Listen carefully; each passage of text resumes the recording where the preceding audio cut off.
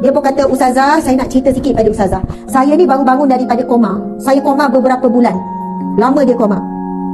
Dia kata, Ustazah, saya asalnya seorang peniaga yang berjaya, jutawan. Dia punya cawangan perniagaan tu sampai satu Malaysia ada banyak, berpuluh ke beratus. Maksudnya, dia berada di tingkat kekayaan yang sangat tinggi. Kaya apa saja saya boleh beli, Ustazah, semua sekian hidup saya mewah. Kemudian satu hari dia diuji macam mana, dia accident. Daripada accident tu dia koma. Tetapi dia kata, Ustazah, apa yang saya lalui sepanjang koma tu adalah perjalanan kematian, yang mana saya melalui proses mati. Dan saya nampak apa yang berlaku ialah betul-betul real, Ustazah, sakitnya kematian. Lepas tu saya bedah mati. Saya nampak isteri, anak-anak semua menangis. Saya dimandikan, saya dikafankan, dan saya dihantar ke kubur. Dan saya memang yakin bahawa saya telah mati. Itu yang dia lalui pengalaman masa dia koma.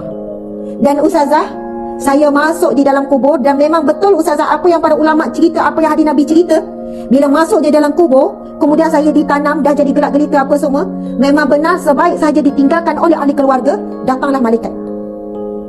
Dia bukan orang yang tak jaga solat, dia orang yang jaga solat. Sebelum jadi businessman, dia pernah kerja di sisi agama dan dia juga dipanggil ustaz. Dia masih jaga solat, semua dia jaga. Kemudian ditanya, Ustazah, bila ditanya soalan man rabbuka, saya tak boleh jawab, Ustazah. Mulut saya nak jawab Allah itu Tuhan, tapi terkunci dan saya tak boleh jawab. Dan apa yang berlaku, umpama malaikat, saya tak tahu betul tak itu malaikat, tapi itu yang dia lalui masa koma. Ada satu benda, kalau kita kan kata cemeti kan, tetapi ada satu alat yang saya tak boleh nak gambarkan sebab benda tu tak ada kat dunia. Tetapi tajam sekian-sekian, tapi tak boleh nak bagi contoh dekat dunia macam mana rupa dia. Bila saya tak boleh jawab, saya dipukul dengan kuat dan saya akan jatuh sampai ke bawah dan kesakitan tak boleh nak dibayangkan. Dan itulah yang dilalui sepanjang dia koma. Soalan man rabbuka, siapa Tuhan kamu? Tuan-tuan, puan-puan, muslimin, muslimat, kita rasa macam soalan tu mudah. Takkan kita tak boleh jawab siapa Tuhan kamu? Sebab kita memang menyembah Allah. Namun antara muhasabah daripada cerita ni hamba Allah ni, dia kata, Ustazah, boleh jadi saya memang solat sebab Allah, kita sebut la ilaha illallah, tapi rupanya dalam hati kita tidak ada Allah. Rupanya kita mungkin selama ni zahir saja menyembah Allah, tapi hati menyembah dunia, hati menyembah manusia. Buat apa-apa nak manusia iktiraf, nak manusia puji. Biar manusia tak puji, suami tak hargai, kita kecewa. Kita lupa bahawa apa yang kita buat tu sebenarnya nak dipersembahkan kepada Allah. Nak Allah beri ganjaran, nak Allah yang puji, nak Allah yang pandang. Tapi kerana betapa kita ni nak sangat manusia keliling, bila anak menyakiti hati kita, kita rasa macam berat sangat dah ujian. Kita pun terimbas balik pengorbanan yang kita buat pada anak. Padahal kesusah payah kita mengandung, melahir, membesar apa semua tu, bukankah kita buat kerana Allah? Bukankah kita harap Allah balas semuanya? Tapi kadang ujian tu datang, membuatkan kita rasa nak ungkit, membuatkan kita rasa tak reda dengan anak. Sebab anak menyakiti sangat hati kita hari ini. Sebab Allah nak uji keikhlasan kita melalui kesusahan dulu, kerana mengharapkan balasan Allah ke mengharapkan balasan anak.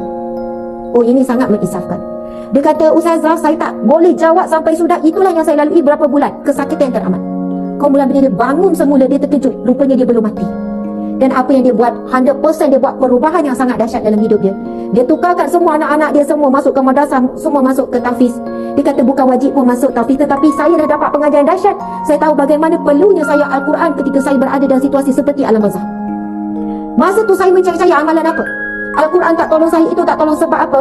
Saya lalai, saya mengejar itu menjadi. Saya bukan kata tak boleh kaya, boleh. Jadilah businessman yang hebat. Sebab 7 daripada sahabat Nabi yang dijamin syurga adalah businessman yang sampai tahap millionaire, trillionaire.